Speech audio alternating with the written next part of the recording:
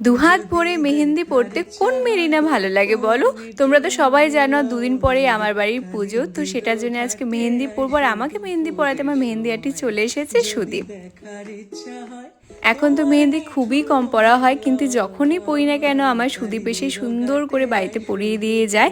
আমি কিন্তু আজকে অনেক দিন পরে মেহেন্দি পরেছি, মানে লাস্ট ইয়ার বাড়ির পুজোর সময় পরেছি, তারপরে আর মনে পড়ছে না পরেছি কিনা। আবার এই যে সুন্দর করে হাত ভরে মেহেন্দি পরছি। আমি কিন্তু হাতের ওপরের সাইডের ডিজাইনটা বের করে রেখেছিলাম, কারণ আমার মেন ওটাই ওপরের সাইডের ডিজাইনটা। অ্যান্ড ভেতরের ডিজাইনটা সুদীপকে বলেছি তুই তোর মতন করে দে, ও একটা সুন্দর ডিজাইন বের করে দিচ্ছে। আর আমি না মেহেন্দি যখন পরবো ভালো করেই পরবো, মানে একদম হাত ভরে পরবো, এই ব্যাপারটা আছে। তাই আজকে আমি একদম হাত ভরে মেহেন্দি পরবো। আমি মেহেন্দি পরেছি আর ততক্ষণে মা খাওয়ার নিয়েও চলে এসেছে। সকাল থেকে সেভাবে কিছুই খাওয়া হয়নি, আর আমাদের তো নিরামিষ শুরু হয়ে গেছে, তাই মা সুন্দর করে সয়াবিন, ডাল, আলু ভাজা, পাঁপড় এসব দিয়ে ভাত